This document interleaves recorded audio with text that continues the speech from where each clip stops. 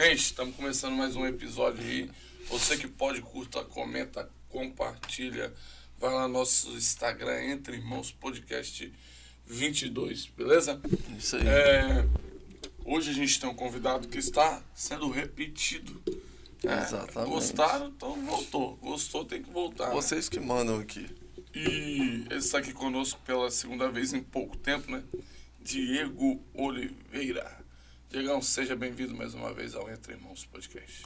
Glórias a Deus, cumprimentos os irmãos que estão nos assistindo com a paz do Senhor Jesus Cristo.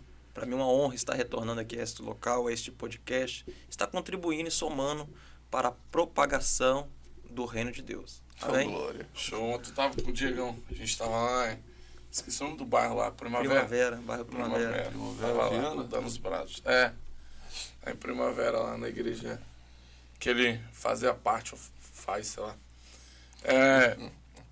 Mas, irmãos, Diego, tu tem pregado a palavra de Deus aí, já vamos começar já, né? Você tem pregado a palavra de Deus aí em alguns lugares, nós temos acompanhado pela rede social, e é perceptível nos dias atuais um esfriamento espiritual da parte da igreja. Não sei se você tem percebido isso também. Você acha que isso se dá conta? Por quê?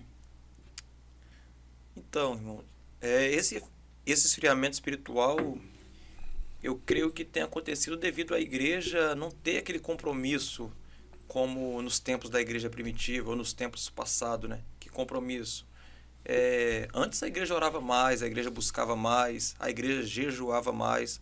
Só que hoje, infelizmente, a igreja nos tempos atuais, não todos, mas em muitos lugares, não tem focado em buscar para agradar a Deus, para exaltar o nome do Senhor.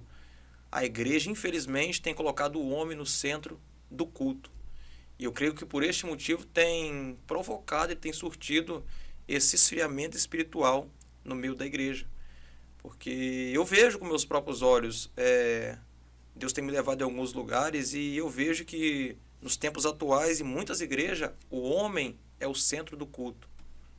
E nós sabemos muito bem que o centro do culto deveria ser Jesus em todas as igrejas, mas infelizmente o homem é o centro do culto. Principalmente se ele for famoso. Ou se ela for famosa. Você já entrou numa área terrível, mas vamos lá. Aí é desse jeito, eu vejo com meus próprios olhos. Eu tenho visto que quando você chega em certas igrejas, às vezes promove grandes congressos, grandes festividades, e eu percebo que na maioria desses congressos, dessas festividades, tem arrastado multidões quando se diz que o pregador é famoso, quando a cantora é famosa, e assim vai, assim por diante. E eu percebo, irmão, que muitas pessoas vão na igreja não para cultuar, muito menos para adorar o Senhor, mas sim para ver o pregador, para ficar perto do pregador, para tirar foto com o pregador. Aí eu pergunto para você, coloca um anônimo lá numa mesma festividade para ver se vai dar tanta gente. Não dá. Porque o centro não é mais Jesus em muitos lugares. O centro, infelizmente, é o homem. Aí você entra num assunto... É bem complicado. A respeito disso, eu tenho uma opinião, acredito que não tão extremista. Sei lá, talvez seja essa palavra. Eu acho que dá para ponderar casos e casos. Por exemplo, vamos colocar um exemplo. Hoje nós temos aí alguns pregadores de renome que estão em destaques, colocar a nível Brasil aí, que são, querendo ou não, estão referenciando muitas pessoas. Sim. Por exemplo, nós temos pregadores que até mesmo não estão em destaques atualmente, que no passado referenciou muita gente. Felipe, a gente estava conversando recentemente a respeito do pastor Marcos Feliciano. Teve muitos jovens que se tornaram pregadores, olhando como modelo e inspiração pessoas como ele. Sim. E aí, imagina que tem um evento aí, e aí vai vir o pastor Marcos Feliciano. Opinião minha, não vejo a problemática de falar, cara, eu vou lá, porque é o pastor Marcos Feliciano. Haja vista que é um cara extremamente inteligente. Pastor Eliseu Rodrigues é um cara extremamente inteligente. Bíblia, palavra, você vê que tem graça de Deus na vida dele. O problema, eu acho que entra, não de você falar, eu vou lá porque fulano vai estar lá. Eu acho que o problema entra quando você faz do seu propósito no culto somente ele. Eu estou indo somente por causa do Eliseu. Tudo bem, a presença dele estar ali eu não vejo como um problema de te fazer ir lá, de te levar lá. Claro, porque tem uma palavra diferenciada, é um cara que tem um estudo extremamente avançado, estuda muito, vai te edificar com conhecimento bíblico. E aí, ir lá por conta disso, não vejo problema. O problema é, nossa, passa logo, porque eu quero o final do culto só para mim poder dar um abraço no pastor Eliseu. Não, peraí. Quero tocar. Aí não. Agora, se você for lá e você percebendo que durante o culto, você tem essa ciência que durante o culto é para Cristo, não, calma aí, momentos do culto, esquece o pastor Eliseu. Quem é o pastor Eliseu? Vai ser o mensageiro que vai ser usado por Deus aqui para edificar a igreja. Top. Mas eu vou cultuar meu Cristo aqui. Acabou o culto, meu amigo. Você tendo essa mentalidade, amém, pastor, vamos tirar uma foto. Que Deus abençoe o senhor. Claro, o coração do homem é enganoso. Não pode deixar tomar que o pastor Eliseu tome o lugar de Cristo no nosso coração. O querer ouvir, eu acho que não é o errado. Por exemplo, Sim. eu quero ouvir fulano, mas eu vou estar num ambiente que o culto é para Deus. E o meu culto naquele ambiente tem que ser centrado em Deus. Eu penso dessa maneira, mas de fato, Diego, há muita essa... Eu vou usar o termo idolatria. Que é colocar, se eu não me engano, como que é o antropologia? Antropocêntrico. Antropocentrismo. Antropocêntrico. Que é o homem no centro. É centro, isso. Deixando de ser teocentro. Isso aí, é o homem no centro, entendeu? Então é quando se coloca o homem em primeiro lugar. Isso, à luz da Bíblia, é idolatria. Porque tem gente que pega que idolatria é um santinho feito de algo, de madeira, de gesso, sei lá o quê. Mas não é especificamente isso. A idolatria é tudo aquilo que eu coloco no lugar de Deus. Então, se eu estou indo cultuar pelo pregador, pelo cantor e Deus segundo, não. Então, eu tenho que colocar Deus em primeiro lugar. Mesmo que haja alguém que esteja ali. Entendeu? Então, no caso de vocês, no meu caso, nós somos homens espirituais. E temos a convicção e a ciência que nós não vamos, como o seu irmão falou, se o Marcos Feliciano viesse, ele iria. Para quê? Para absorver um conhecimento. Esses dias, vi um pregador de renome aí, que eu acompanho, eu gosto muito dele, o pastor Juliano Fraga. Nossa, E eu falo para você, de Bíblia. eu vejo vários pregadores que vêm aqui, eu não tô nem aí porque são objetos de idolatria. Só que eu falei com o próprio Juliano Fraga, eu vejo muitos vir aqui no estado, eu nem ligo que eles vêm. Mas eu fiz questão de sair de casa, vim aqui hoje ouvir você, porque vale a pena te ouvir, pelo conhecimento que você tem, pela experiência que você tem. E eu sei que te ouvindo, eu vou aprender também. Visto que ele é convertido, né? Convertido. Sim. Um exemplo, tem muitos que são objetos de idolatria, irmão. Esses dias eu vi uma menina, para não citar o nome dela, o povo só queria tocar nela, pelo menos, cara. Eu vou citar. Gente... A Vitória? A Vitória. O povo queria pelo menos Polêmica tocar. Ali- Vitória. Inclusive, ali Vitória, querendo você aqui. Exatamente. Vai falar dela que é ela aqui, né? Mas eu não tenho essa ajuda de custo que você pede aí, não. Misericórdia. Mas cara, eu vi, acho que, não sei se foi o mesmo vídeo que nós vimos, que a galera quer tocar, mano. Tipo assim, a Vitória quer tocar. Sim. E tá dando auê, entendeu? Se a Assim, pessoa aí não toca, vai pra casa Tá triste. igual a mulher do fluxo de sangue, se eu somente tocar em Jesus, né? pô, Você vê que virou tocar. objeto de idolatria, velho. Virou objeto de idolatria. O povo só quer tocar. Mas eu acho é uma questão de retomar a prioridade. A gente tem um episódio que, inclusive, se você está assistindo quiser acompanhar, foi o episódio com o diácono Eliabe Costa. E aí ele comentou que atualmente a igreja está tendo que voltar aos rudimentos básicos da fé. Voltar a ter que bater ênfase na oração, a ter que dar ênfase irmãos, leiam uma Bíblia, na palavra, os rudimentos básicos, sabe? E já era pra gente estar meio que, a ideia é avançar, pegar os rudimentos básicos, claro, tomar ele como a base, o alicerce da nossa fé, e avançando, sabe? Crescer no impacto social que a igreja faz, porém, a gente está tendo que retomar os ensinos básicos porque as pessoas estão perdendo isso. E aí, por exemplo, o meio-irmão de Cristo, Tiago, ele fala que aquele que ouve as palavras, referente às palavras de Deus, e não as pratica, ele equivale àquele que vê o seu reflexo, porém saindo ele já se esquece, perde identidade. Então uma pessoa que ela não tem essa identidade é porque ela não sabe praticar. Talvez tenha um conhecimento, sabe qual é o rudimento básico, sabe que a oração é a base da igreja. O Pentecoste, no nascimento da igreja, ela foi alicerçada por meio da oração. Capítulo 1 ali de Atos, a oração está ali como propósito, eles estão unidos num só propósito, e a oração está ali, a palavra está ali. E aí é um rudimento de algo que eles têm sobre si e praticam. E a igreja se forma tendo uma identidade. Eu acho que essa questão espiritual, a primazia da igreja, com essa a oração, palavra, esses pontos centrais, a espiritualidade está indo embora, porque isso está indo embora. Então, acho necessário voltarmos a essas bases. Completamente necessário. Eu também acho. Sabe qual é o perigo do assunto que você iniciou aí sobre o homem sendo o centro do culto? É que o homem é falho. Quantos pregadores, quantos cantores, a gente atual, então, a mídia, não sei se eu chamo de gospel, mas acho que é isso mesmo. A mídia gospel tem noticiado a queda desses homens. Sabe qual é o perigo de idolatrar? É que quando ele cai, a tendência é que quem idolatra também cai. Sei. Porque é o meu ídolo que está caindo. Entendeu? Não sei se você tem essa percepção. Eu tenho também essa mesma percepção. Inclusive, às vezes, pessoas admiram, né, o meu ministério, mandam mensagem.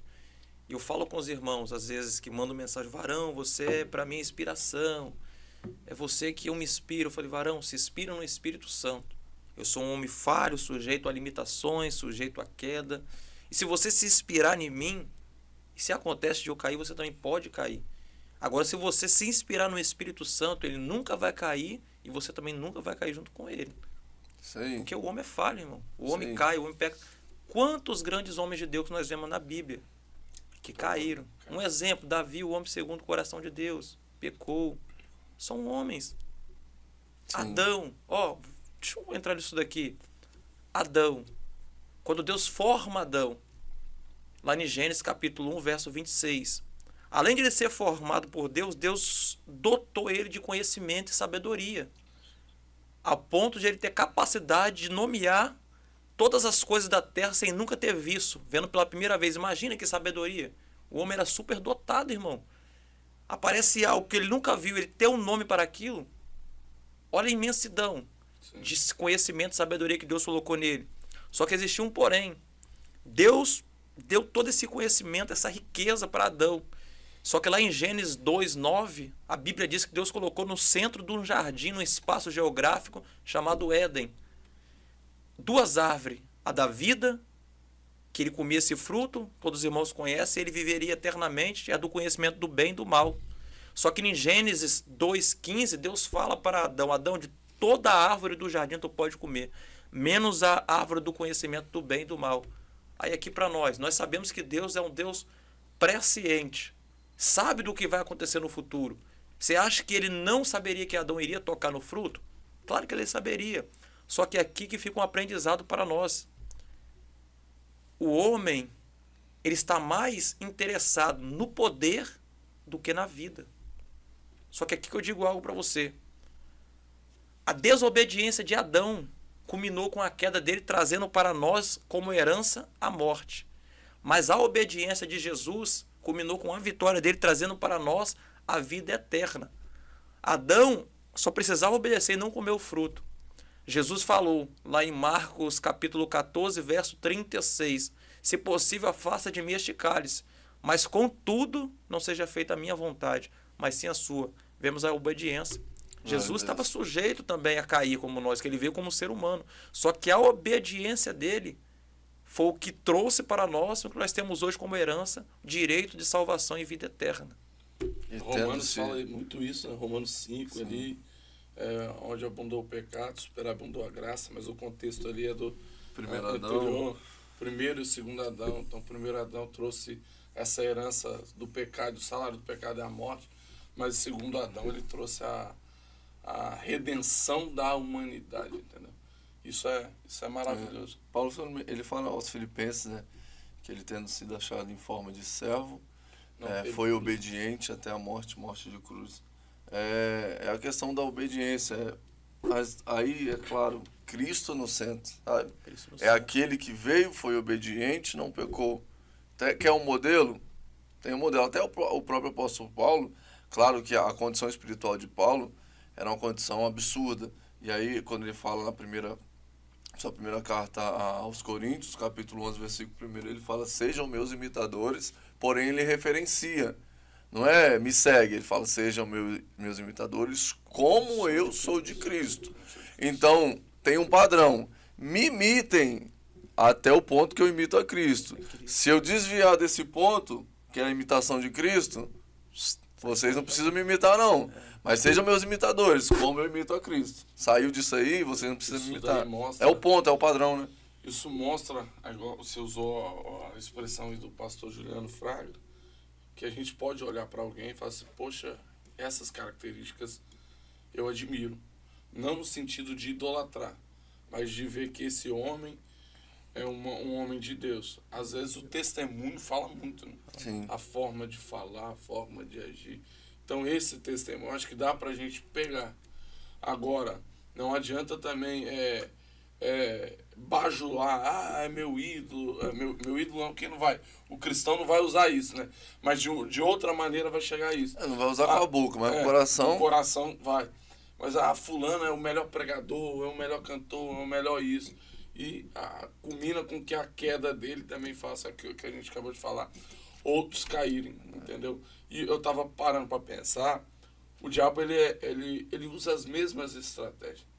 Se for pegar o pecado de, sei lá, Eli ou Hofni e Finés, é o mesmo pecado que a geração atual tem cometido. Sim. Tem o adultério, tem a omissão, que é você ver o pecado e não corrigir. E isso tá no nosso meio. Tá no nosso meio, isso é terrível. Só Jesus na causa. É a utilidade de estratégia, né? É aquele negócio que a gente fala. Bobo é quem acha que o inimigo de nossas almas, ele vai chegar com a cara pintada de vermelho, com um chifre gigante, com aquela cara... Estratégia, né, meu amigo? Ele é o famoso sapatinho de algodão, né? Que a gente cresceu ouvindo as mães falando: ó, cuidado com o diabo é sapatinho de algodão. E aí ele vem com estratégias e cabe a gente discernir, né? Acho que o crente precisa ter esse discernimento. E como não cair nessa geração? Você tem viajado bastante aí. Você tem visto isso, ou ouvido de alguns pregadores ou cantores no nosso meio? Como não cair? Não. Você tem visto essas pessoas, relatos desses grandes pregadores aí que têm caído, têm se corrompido. Não falo só no adultério, falo na fama, dinheiro. Porque o que mais corrompe hoje? Fama, dinheiro, poder, prostituição. Você tem visto isso acontecer?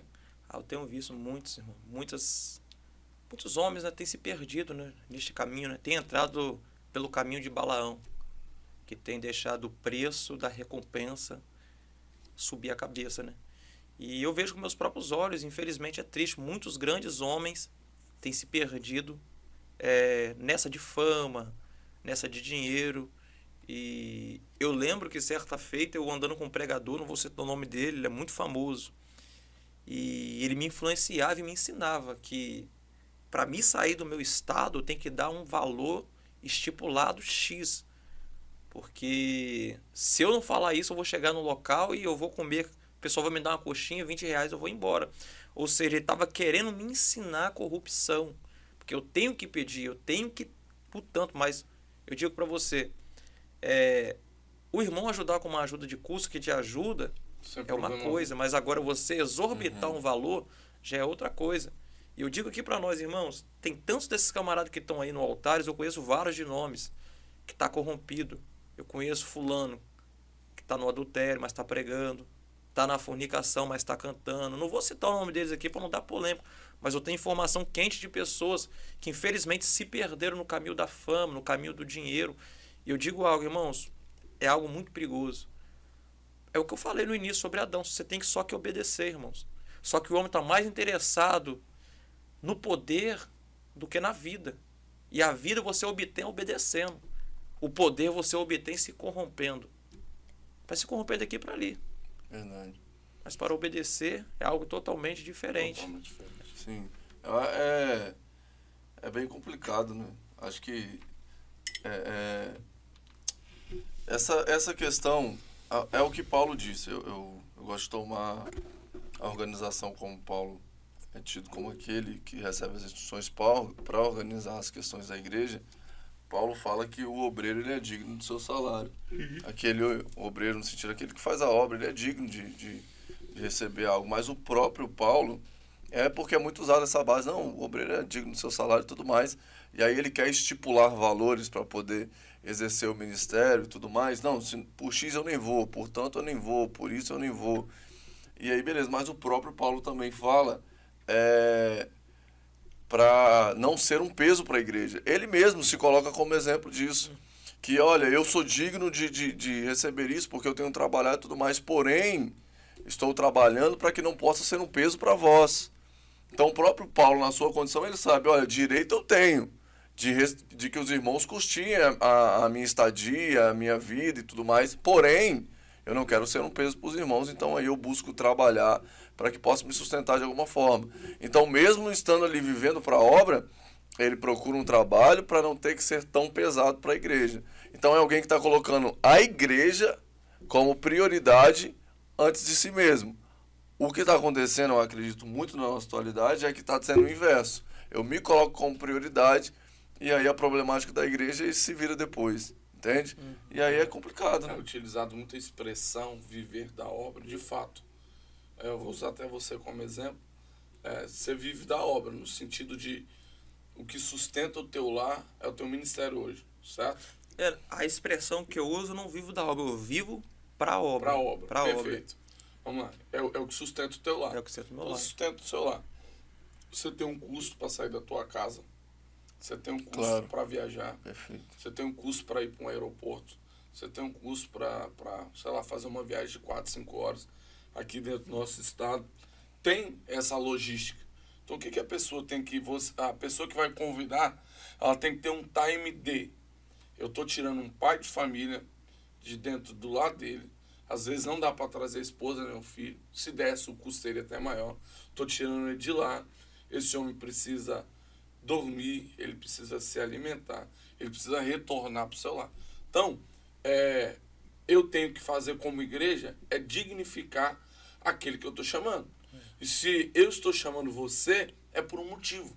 Não é porque a rede social do Diego é grande. Eu estou chamando porque o Diego é um pregador da palavra de Deus e por isso ele vai nos abençoar com a palavra do Senhor. Ponto. E eu tenho que dignificar ele por isso. É isso, a igreja entender o seu papel também. De quê? De ajudar. Eu costumo dizer bem assim, se a igreja não tem condição de trazer uma pessoa dessa, cara, não traga. Não traga. Trabalhe para que isso possa acontecer. Eu quero ouvir, sei lá, o pastor Eliseu Rodrigues. Eliseu Rodrigues é uma benção. Cara, trabalha com a igreja, faz feijão tropeiro, vende lanche, não sei o que. A igreja conseguiu? Então vamos trazer. Agora, não vamos, pegar todo o dinheiro. Tem igreja que faz isso, né? Pega todo o caixa da igreja, às vezes deixa de pagar a água, deixa de pagar uma luz e abençoa o pregador. Acho que é mais uma questão de senso do que propriamente outra coisa. O combinado não sai caro. Verdade. Se a igreja entra em contato com o pregador, combina algo, isso aqui tá bom pro irmão, isso aqui tá bom pra igreja, top, amém, fechado. Agora, o combinado não sai caro, agora, eu como pregador, não, só vou por X, se não for X eu não quero, se não for assim, eu estipular um valor, eu acredito que aí a gente já tá sobressaindo, já tá entrando num ponto errado aí. Isso é polêmico também. Essa parte que ele falou, não sei se você concorda. Você vai dar sua versão agora. Por exemplo, vamos colocar aqui no estado, algum lugar aí. Usa Conceição, não. Barra de São Francisco. Barra de São Francisco é um local longe. A gente vai demorar 3, 4 horas por aí. Geralmente aqui dentro do estado a gente vai de carro, certo? O carro ele gasta combustível, nem só combustível, né? A gente coloca só combustível, mas pneu, e mais um monte de coisa. Sim. Mas tá, tem um gasto. Aí o irmão fala assim, não, pode vir que a gente vai te abençoar. Você teve um gasto de mais ou menos R$300, um exemplo. Você chega lá e eles te dão R$200. Um exemplo. Não que você estipulou o valor e você prega por dinheiro, mas você recebeu um convite para ir até lá. Sim. No mínimo que a igreja tem que fazer é ter o senso, na minha opinião, de, poxa, eu quero custear aquilo que ele teve. Entendeu? No meio do caminho ele precisou parar para alimentar, porque ninguém é de ferro, né? Então eu vou custear isso. Nada, você tá vendo que ninguém tá pedindo a mais? Isso. Só o necessário? O combinado não sai que caro, você é acha? aquilo. Ou tem que deixar simplesmente assim, irmão, eu vou, vocês decidem o que vocês vão me dar. Então, eu acho que é melhor a gente sair combinado. Você acha? Eu já passei muita raiva em questão a isso daí. Sério? Conta pra Eu gente. já cheguei aí, igual há um tempo atrás, eu marquei uma agenda para o norte do estado. E eu tava contando com a oferta que eu ia ganhar naquele lugar. Eu não combinei nada. Eu falei, irmãos, o que você pode fazer de melhor por mim? E eu cheguei naquele certo local, preguei para a glória de Deus, almas aceitaram Jesus. E na volta, irmãos, eu ganhei um valor que, pra ser sincero para você, R$100, não dava para nada. E eu fui contando com aquela oferta e eu deixei meu carro no estacionamento da rodoviária. Irmãos, eu voltei para casa chorando, irmãos, porque eu precisava do dinheiro. Só o estacionamento ficou por R$86, eu voltei com R$14 para casa. Fora o que eu gastei com comida no meio do caminho, com lanche, porque como era uma viagem muito longa, então melhor ir combinado, igual. Sim. Esses dias eu fui num certo local pregar, longe, fui de carro. E eu falei com o irmão, você pode ir pelo menos R$400, que eu vou gastar com gasolina, vou gastar com pedágio e tal e tal. Ele, não, tudo bem.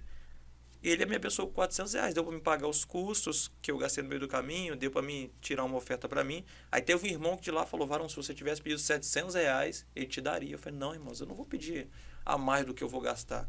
Sim. Aí eu já tô caindo pro lado da corrupção, entrando no caminho de Balaão.